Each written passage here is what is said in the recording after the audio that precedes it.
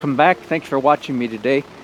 I started a couple hours ago working on this painting, and I should have counted layers. Well, you could almost A, B, C, D, E, F. So this is the sixth major layer, and I call this the fuzz layer. Again, this is a fairly recent development in my painting technique. Recent, like in the last 7 months or so. So I don't really know if it's going to remain a permanent part of my vocabulary, but I'm halfway thinking it will. I'm thinking that it's probably a permanent, or at least some aspect of it'll get modified as I go along. I used to go straight from the last layer, which was drawing in dark, transparent colors. I went straight from that to the final layer, which was light, opaque highlights.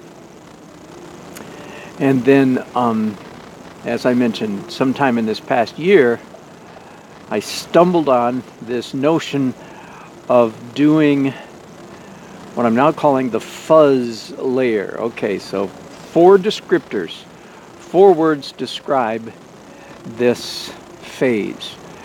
One is, as the name implies, fuzzy edges, soft edges. Although every once in a while, like right there, that's a hard edge, and I give myself permission to do a few. But the final phase, the final stage of this painting process will be hard edges. So I'm trying to draw a distinction. So anyway, number 1, soft edges. Number 2, local color, mostly. Number 3, glow.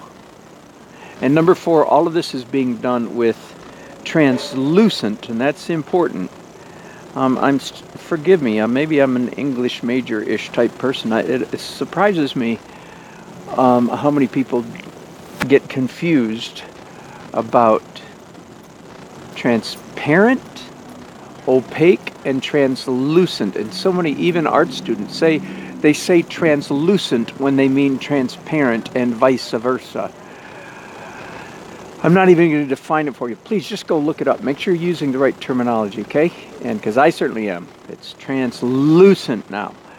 And just for what it's worth, just before I turned on this video a few minutes ago, for the first time, I put white oil paint on my palette. So other than what you just see me do here, there's no white paint on the canvas. And I hope that surprises you a little bit, just a little bit. I hope you go, wow, looks like there's white paint on there. Now, I mean, there was white, a layer of white, a couple layers of white acrylics, right? Understand? But if you're familiar with traditional oil painting, then you know that for traditional oil painters, the most common paint color they use is white. It's true for me as well. But most painters would have applied quite a bit of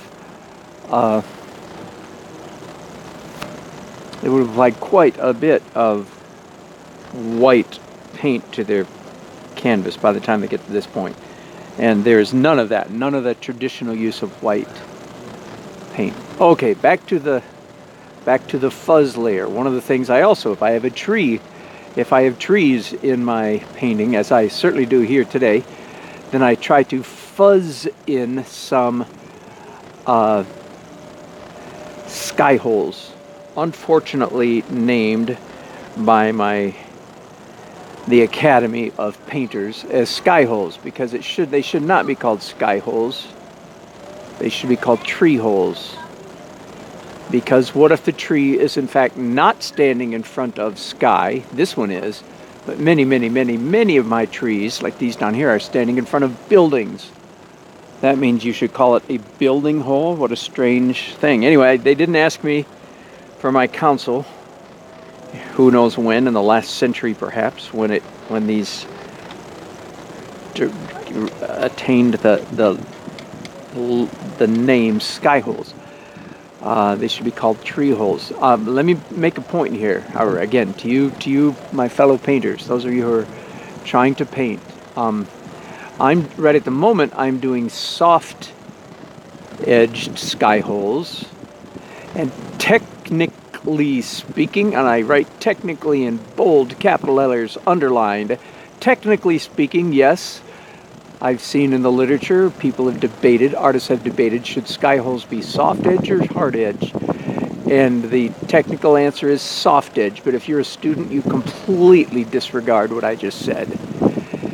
Even though technically they are soft, listen to this. This put fear God in you.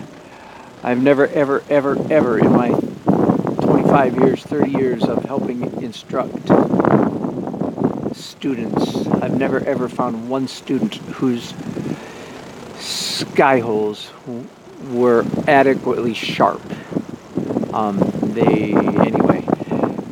Okay, so what I find with the issue of sky holes, and forgive me if you've heard me rant and rave about them too many times, and please forgive me for this one more rant and rave. What I find is that students tend to learn the word, and they think they learn the concept long before they actually do. The concept is evidently simple. Oh, I see. You put this color of the sky on top of the tree to look like holes in the tree. Check. That part is correct. But the understanding, the saying of it, and the doing of it are two ridiculously different things. And most students do a really bad job. And I say this by way of encouragement, because if you're a student, you've probably tried sky holes, and forgive me, you probably sucked at it. And I say this to say, well, of course, it's because they're hard. It's not easy. It is not easy doing sky holes. Okay, so anyway, I've gone off on a big tangent. I want these particular sky holes, since this is my fuzz layer, I want them to be fuzzy. But I am going to come back later and do some sharper sky holes, which is a better answer even than the previous one. Should sky holes be sharp or dull? The answer is yes. There should be a variety of sharpness and dullness. Sharp edge and soft edge. But if you're a student, you're almost certainly making your sky holes too soft. And you need to learn how to do them sharp and exact before you give way to the conventional or the technical wisdom that they in fact should be mostly soft edged. Okay, let me get off that off that high horse.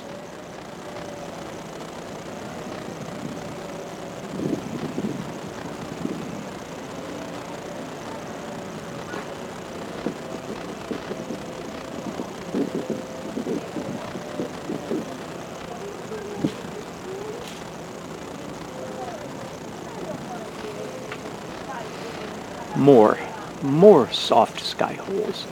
Okay, the purpose of this, whoops, my sky holes are looking a little polka dotty. Very, very easy to do. If they're the same, too similar in size and shape, and too similar in distance from one another, they cease to look like sky holes and they look like bad brush marks. Okay, so the purpose of the fuzz layer is to do just as the name implies, to add fuzz to your painting, to add soft edges to your painting. And that's perhaps why it's become a separate step for me, because I needed to learn to introduce more softness to my paintings. Here's something I've learned in the last 2 years. That's pretty recent if you're keeping score. Listen to this. It is easy for a painting to have too many hard edges. I said this in a class a couple weeks ago. I said it several times, like I'm going to say it to you. It's easy for a painting to have too many hard edges. Almost impossible for a painting to have too many soft edges. Now, I don't know what happens in your brain when I say that, but evidently something's not clicking. Maybe I'm saying it very poorly, because I say this in a class full of students, and 15 minutes later, 20 or 30 or an hour later, I look at a sea of canvases, most of which are a sea of hard edges. So let me say it again. If you want to be a good painter, make your painting soft and add just a delicate amount of sharp edges. Anyway, and I'm sort of preaching to myself here, because this is a lesson that I still am in need of learning myself. Very easy for a painting to have too many hard edges. Almost impossible for a painting to have too many soft edges.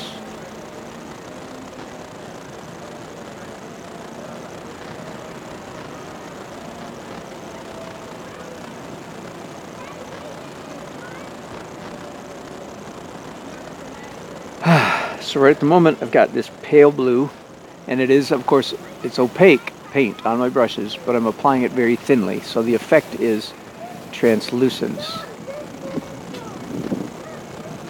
Doing reflection in these windows.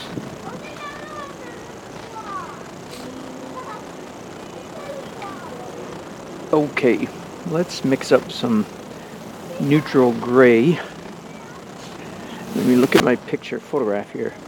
Again, I'm going from the photograph I took. I mean, I'm looking down there somewhat for structure and so on and so forth. But for lighting, I'm very much dependent on the photograph that I took. At about 11:15 or 11:30 this morning.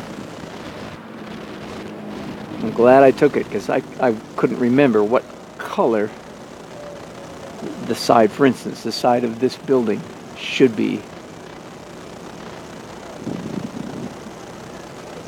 Again, soft edges, soft edges. The next phase, the next stage of my process will be hard edges, more hard edges than this. But right now I'm trying to discipline myself to do soft stuff. It is a discipline. It feels I feel like I need courage to do this because it does. Those are kind of hard, right? Those edges, those marks. Am I in the field of vision? Yeah, I am. Good. Okay.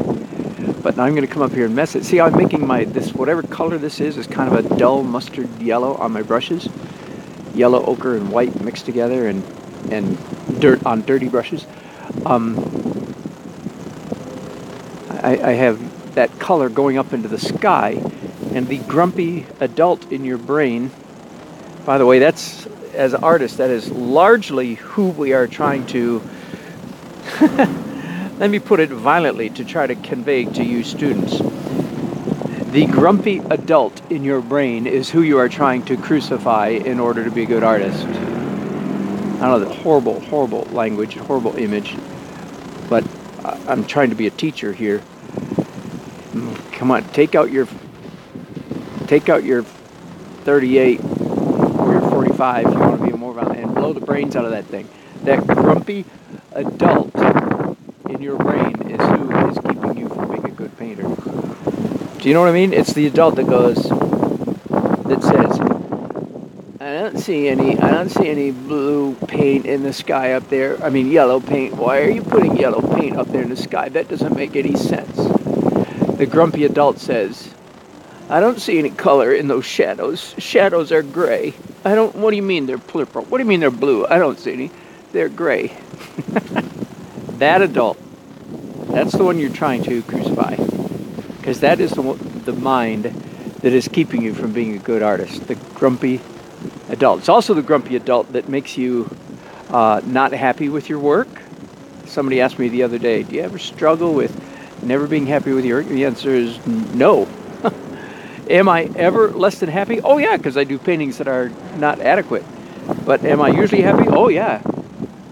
And again, partly because I've managed somehow to resuscitate the child that has replaced the grumpy adult brain, the grumpy adult mind. And even though I'm using analogical language here, I am serious as I can be.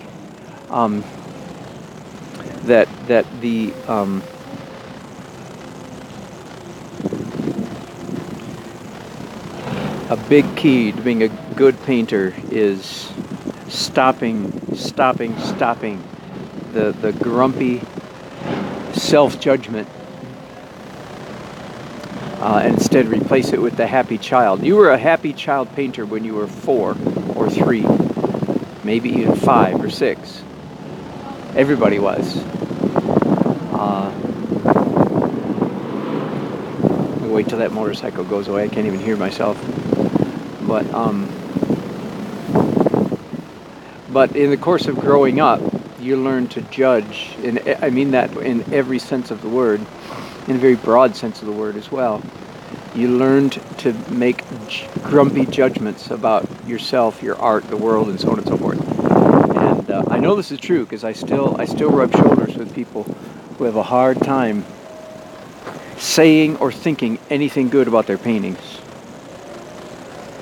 And they are not healthier for it. They are not better artists, so they're much worse artists because they're always whining and sighing and so on. And the issues have to do with their childhood probably, and they didn't get enough affirmation from their father and so on and so on and so forth. I know there's some deep issues going on there.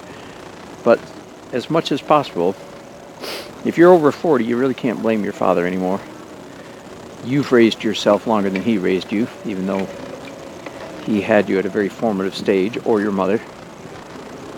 Boy, we're going deep today, aren't we?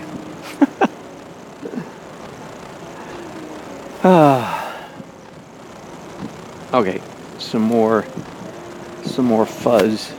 I'm working on a butcher tray today because I drove off and left my glass palette. I left my glass palette at home, and I like the butcher tray okay, except that I can't take a razor and scrape off all the dirty paint. So it's a little bit more of a project getting it cleaned off.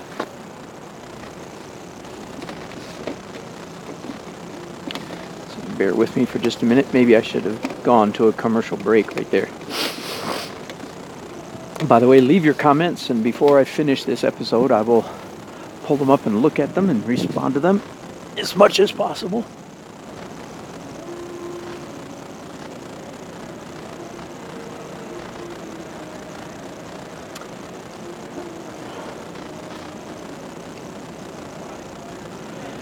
Okay, how much fuzz do I want to do? That is a very good question. I certainly want to do some yellow fuzz. I'm sure of that. Hello. It looks really good, man. Thank you. I like it a lot. Thank you. Yeah, we got here a few hours ago. Oh, did you? Yeah, just when you started out. You were just putting the yellow in the top right corner when we got here. Cool. It looks really Good. I'm sending it to my buddy. My buddy's just getting into painting, and he's obsessed with like live painting. Oh, fantastic. Yeah, No kidding. we've gone to a lot of like reggae shows where there's always a live painter on stage. Oh, no kidding. Yeah, it's really cool. No kidding. I like it a lot. Thank you. Thank Are you you. filming right now? Yeah, I am. Yeah, live streaming. Yeah. Oh, no. No, they expect. In fact, you make it seem more real if real people come by and talk. Yeah. Very cool. Thank you. How long have you been painting? Really, my whole life, really. Yeah. It looks really good. I like it. Thank you. Well, my Thank you. son's best friend's father was an artist, painter. Really, it was his job? Yeah, he made a career out of it for a while. No He kidding. actually won a Grammy because he animated a music video. No kidding. Yeah. Wow. That's impressive. Land Before Time? Yeah. Yeah, he designed all the characters from it. Dinosaurs. Oh, no kidding. Yeah, he was a cool Ah, guy. He yeah. passed away a few years ago. Oh, wow. He was a good guy. He was a good guy. So the light that I'm painting, when I got here about 11 o'clock this morning, we were in shade and it was coming straight this way. So this was all in shade and it was just brilliant light way down there. So I've got a picture here that I'm going from. Oh, I really like that. Very cool. And I mean, this is okay, but I'm trying to capture. Thank you. Gorgeous fall day, huh? Come back with you. Oh, do. Thank you. Are y'all from Raleigh? No, we're originally we're all from California. Yeah? So, long way from home. And what are you doing in Raleigh? Oh, I live here now. I work Gotcha. out here now. Oh, okay. Got you. Really? Uh-huh. Moved here from California, huh? Yeah, I live in the coastal Carolina area now. Oh, okay. Gotcha. Yeah. Well, good. I hope it's all. Oh, yeah, gotcha. You got a job, did you? I'm stationed out here. You got a job with the Marines. First time in North Carolina. Is it really? From California. Well, welcome. Thank you. Good. Oh, really? That's interesting. Great Yeah. photo. What fun. Yeah.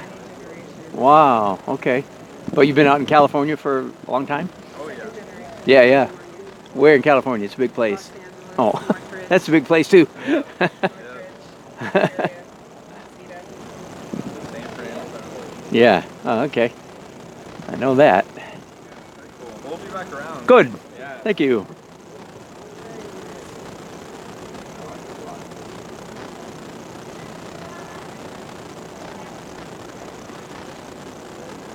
So some of the light effects that I'm after are just starting to show up now, and I'm going to push them. I'm going to exaggerate them even more in the final stage. Well, I've got two more stages to go. One is I'm going to do a little bit of pencil on top of this, and in case you're wondering, yes, the use of pencil in an oil painting is quite unconventional. I started that about 1.5 years ago. And it looks like it might be around for a while as a technique for me because it's been 1.5 years. I'm still enjoying it. So, but wanting to give this feeling of autumn glow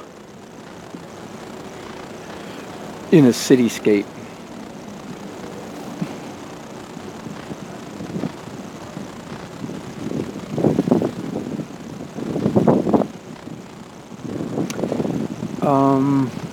Am I done?